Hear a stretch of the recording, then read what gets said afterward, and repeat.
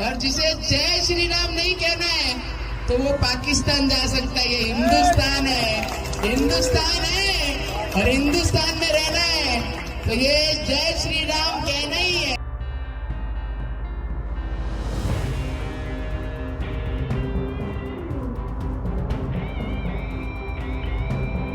लोग विकास कर रहे हैं, कैसा विकास हो रहा है? ये कैसा विकास है? राम जी का मंदिर बनवा के सबके घर को तोड़ दो। इस तरह का अन्याय अत्याचार के तक काम करना।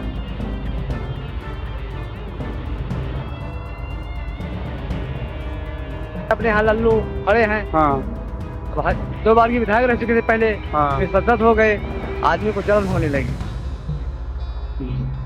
कि प्रत्याशी मंत्री जी ने प्रत्याशी थोड़ा गलत चुन दिया, किसी और को चुनते तो यहाँ निकल जाते। राम मंदिर से पहले यहाँ अरे निषाद समाज नहीं था, गुप्तार घाट नहीं था कि नहीं था? था ना? तो उसके पहले हम लोग यहाँ नहीं अपना जीवन जीते थे।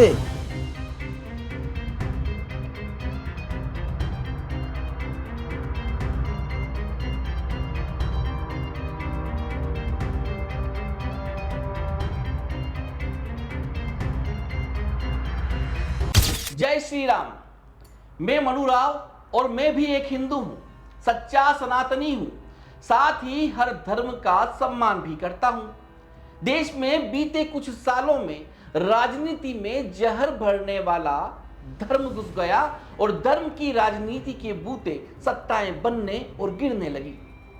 देश के विकास के और जनता के मसलों को धत्ता बताते हुए धर्म के ठेकेदार राजनेता सत्तासीन हो गए।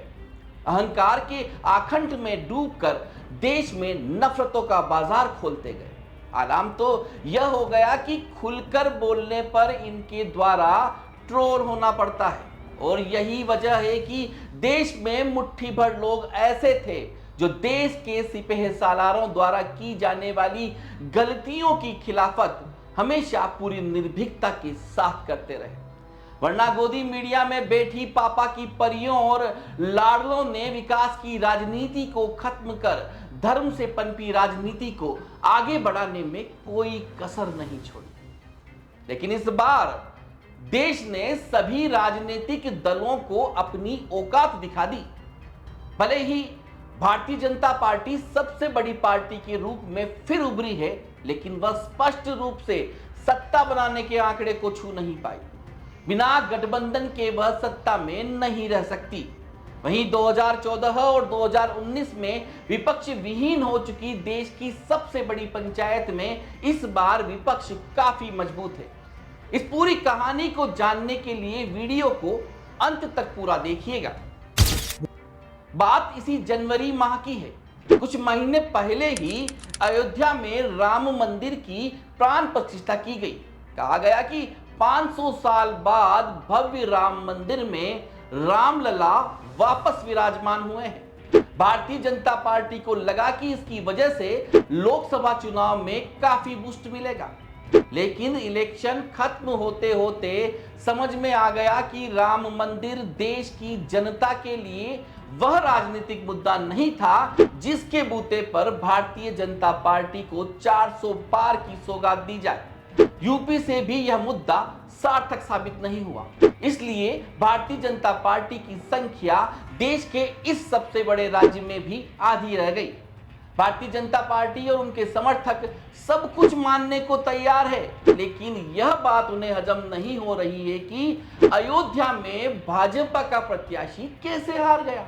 समाजवादी पार्टी के अवधेश प्रसाद 2 बार के सांसद रहे लल्लू सिंह को 50,000 वोटों से कैसे हरा सकते हैं। जिस अयोध्या को इलेक्शन सेंटर बनाकर बीजेपी ने पूरे देश को राममय कर दिया था, हिंदुत्व का प्रचार वहीं से शुरू किया था। जिस राम मंदिर में प्राण प्रतिष्ठा के बाद पूरे देश में और ज्यादा वोट मिलने वाला था, वहां बीजेपी कैसे हार सकती है।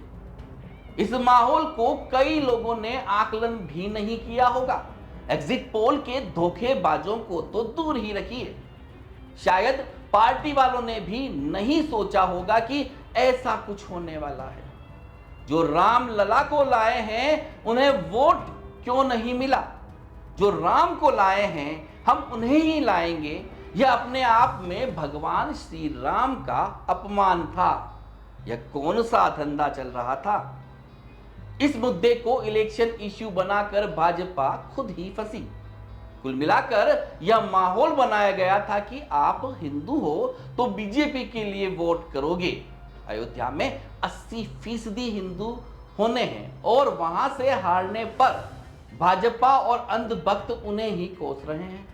यहां तक कहा जा रहा है कि रामलला के दर्शन करने भी जाओ तो प्रसाद तक वहां से मत खरीदना, वहां गद्दार हिंदू रहते हैं। हद है। आपको बता दें कि भाजपा को इस बार 1,20,00,000 वोट ज्यादा मिले। उत्तर प्रदेश में 85%, तेलंगाना में 80%, कर्नाटक में 84%, केरला में 64%, तमिलनाडु में 88%, राजस्थान में 89% और महाराष्ट्र में 80% हिंदू है। अर्थात सभी जगह हिंदू है। कई जगह हिंदुओं ने तो बीजेपी को रिजेक्ट किया है, लेकिन सिर्फ अयोध्या को ही टारगेट क्यों किया जा रहा है? अयोध्या के हिंदुओं पर तो एक तरह से दबाव बनाया जा रहा है कि हिंदू हो तो बीजेपी को ही वोट दो। शायद इसी तरह के दबावों की वजह से लोग अब परेशान होने लगे। दूसरी ओर बीजेपी की आईटी सेल की ओर से जिस तरह की बयानबाजी अयोध्या के हिंदुओं के लिए की जा रही है वह काफी शर्मनाक है। इन कतिपय लोगों ने सारा दोष हिंदुओं पर मढ़ दिया। दलीलें दी जा रही है कि भाजपा के हारने से हिंदुत्व को खतरा पैदा हो गया। दरअसल यह सब हार के असली कारणों से बचने का एक सहज तरीका है। जरा सोचिए, भारतीय जनता पार्टी को 240 सीटें किसके वोटों से मिली? जाहिर है यह सब वोट हिंदुओं के ही द्वारा दिए गए हैं। आज हिंदुओं को देशद्रोही, राष्ट्रद्रोही, राम विरोधी, दोगला और भी न जाने क्या क्या कहा जा रहा है। अयोध्या में बसपा के अवधेश प्रताप जीते हैं, क्या वो हिंदू नहीं है? अयोध्या जैसी नगरी में उत्तर प्रदेश की अपेक्षा कारोबार, कॉन्ट्रैक्ट आदि में गुजरात के व्यापारियों को बढ़ावा दिया गया। यह सब यहां के मूल बासिंदे मौन होकर देख रहे थे। समय आने पर उन्होंने आपका बहिष्कार कर दिया।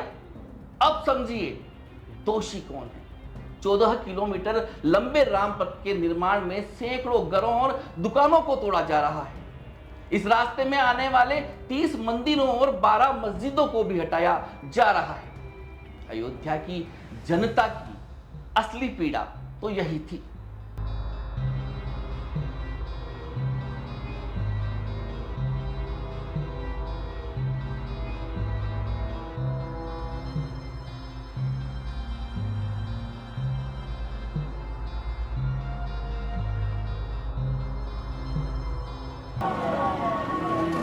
आपने कहीं मांग रखी है अपनी किसी प्रकार से?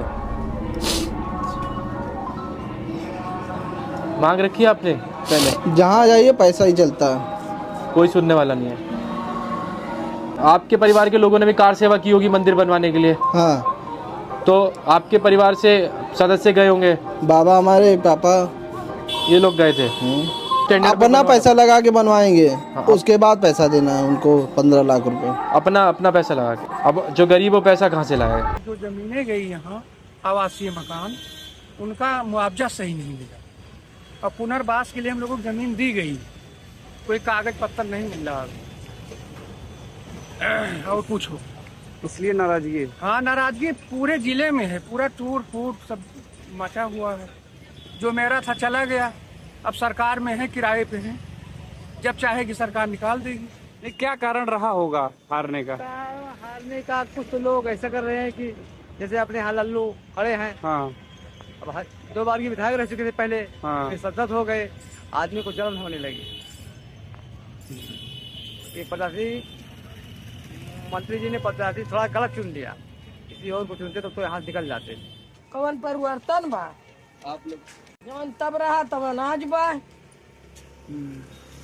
तब तो सीताराम का भाना काने में जात रहा, अब तक वो नहीं जात। हार का कारण उनकी गलती है। हार का कारण है क्योंकि जो हमारे निषाद समाज है यहाँ से पीड़ित थे, सबके यहाँ दुकान बना हुआ था, अयोध्या वासी से परेशान थे। उसके बाद में हम लोग गए कि हम लोग को दुकान दिया जाए, तो लल्लू सिंह बताए कि हमेशा राज बदलता है, आज अभी तुम लोग कमाए हो, कोई और कमाएगा। जितने गुजरात के आ रहे हैं काम उनको मिल रहा है, अयोध्या वासियों के कोई काम ही नहीं मिल रहा है। जो यहाँ अयोध्या वासी हैं, निषाद समाज नाव चलाता था, वो वहाँ लाके नाव डाल दिए हैं। राम मंदिर से पहले यहाँ अरे निषाद समाज नहीं था, गुप्तार घाट नहीं था कि नहीं था? था ना। तो उसके पहले हम लोग यहाँ नहीं अपना जीवन जीते थे। लोग विकास कर रहे हैं, कैसा विकास हो रहा है? ये कैसा विकास है? राम जी का मंदिर बनवा के सबके घर को तोड़ दो। इस तरह का अन्याय अत्याचार कितना नाम खाना।